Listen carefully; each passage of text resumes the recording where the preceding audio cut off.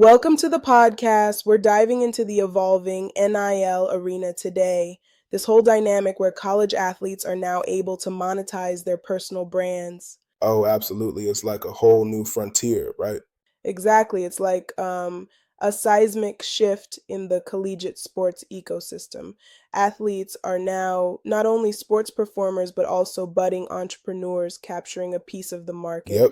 And the opportunities, wow, they're enormous. Yeah. And the market's already showing signs of a boom with projections hitting over $1 billion by decade's end. Right, it's insane. That projection really underscores the high stakes. But then there's also loads of complexity and competition, which means athletes must think like business people, not just sports Yeah, that's stars. a game changer. So, what do you think is the most critical element for an athlete entering this space? That's the thing, building a personal brand. It's not just about sporting prowess, it's all about crafting a narrative and engaging authentically with fans. I mean, it's like a musician building their Exactly. artistry, right? Absolutely. And what about institutions? They're kind of in a tricky spot, aren't they? Balancing recruitment with governance issues.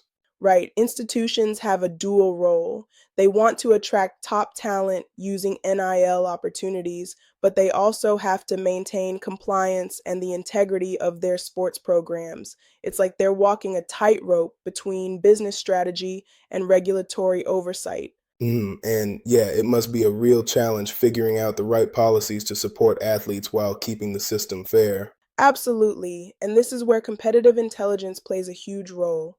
Stakeholders, from athletes to institutions and brands, need detailed insights into market dynamics to make informed decisions.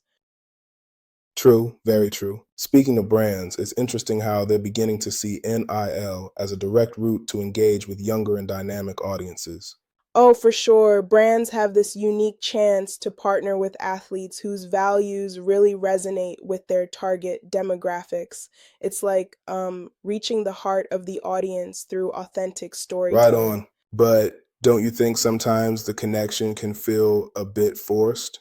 I mean, if a brand arbitrarily picks an athlete, could that backfire? That's a valid point, actually. The key is authenticity. If the athlete's personal story and the brand values align naturally, then it's golden. But if it's just a superficial connection, it could Yeah, exactly. indeed backfire. So it's essential that both sides do their homework. Speaking of research, I heard about some really insightful case studies in this space. Oh, yes, indeed. One remarkable case was a college basketball player who not only dominated on the court, but leveraged social media to clinch a six-figure endorsement deal. Imagine his authentic content and engagement built that bridge between him and a leading sports drink brand. Wow, that's impressive. And there was also that inspiring story of a female track athlete, right? Her focus on advocating for women's sports and gender equality really resonated with brands aligned with those causes. Exactly. That case underscored the importance of aligning personal values with brand ideologies. It's like when an athlete's narrative doesn't just promote a product, it promotes a cause, and that authenticity amplifies engagement. Yeah, absolutely. And I bet that kind of authentic messaging has ripple effects across the market. It pushes other athletes to develop their personal brands in a genuine way. Exactly. It's a virtuous circle of strategic brand building and genuine interactions. But let's delve a bit into strategic partnerships. That's a big theme in the NIL ecosystem. Yes. So, for both institutions and brands, forming partnerships is key. What do you think makes a partnership stand out? Well, it's all about shared values and the mutual benefit. For institutions, it might be teaming up with local businesses to support student athletes. For brands, it really means a deep dive into an athlete's market appeal and potential for authentic resonance with their products, like assembling a puzzle. Right, I get that. That analogy of a puzzle is so fitting. Every piece has to align perfectly. And what about compliance? With all these partnerships and monetization, navigating regulations must be quite an ordeal. Oh, absolutely. Compliance is a critical piece of the puzzle. With varying state and national regulations, every deal needs to be meticulously structured to avoid legal pitfalls. Yeah, that's a real headache sometimes. It sounds like a full time job just keeping up with the rules while also trying to innovate. Exactly. It's like juggling multiple balls in the air: market trends, compliance, branding, and strategic partnerships. It's a delicate balancing act that requires a data driven approach and staying ahead of trends. Absolutely. So, in your view, what's the next step for the NIL market? Any predictions for future trends? As technology evolves, we may see the rise of advanced platforms that further streamline connections between athletes, brands, and fans. It's like the digital landscape is setting the stage for a whole next generation of NIL transactions. Yep, very exciting. And would you say that adaptability is the key here? How stakeholders manage to pivot rapidly as the landscape shifts? Absolutely, adaptability is a major driver. Stakeholders who can use competitive intelligence to forecast trends and adjust their strategies on the fly are the ones that will thrive. Exactly, that's the game plan. I have to ask though, don't you think the market could become oversaturated with so many athletes trying to cash in on their NIL rights? That's a fair critique, and it's something we're already seeing. The market is competitive, and disparities in marketability continue to widen. It's like only the athletes with robust personal branding and strategic insights will really shine, leaving others struggling to gain traction. Yeah, that makes sense. It sort of forces athletes to wear multiple hats: performer, marketer, business person, all at once. Right, and that multi-hat scenario is exactly why we see a lot of investment in personal branding and content creation training among athletes.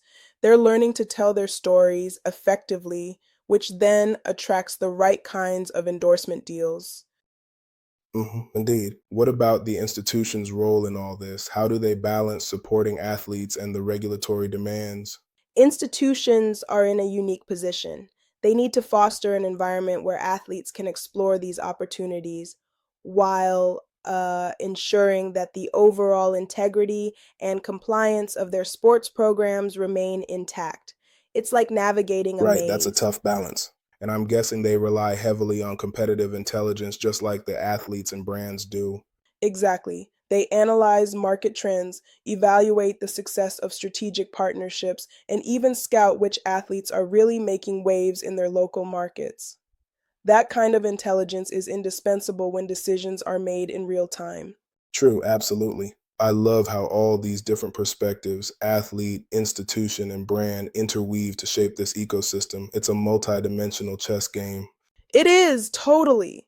Each player moves strategically, and one misstep can shift the entire dynamic.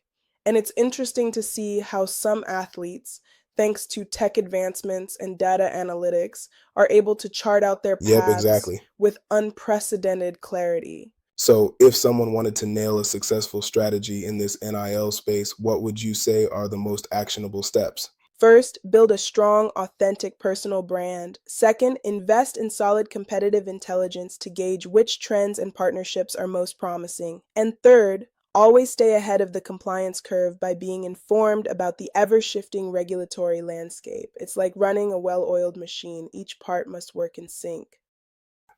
That's spot on. And I guess ultimately it's all about adaptability, continuous learning, and a bit of that entrepreneurial spirit.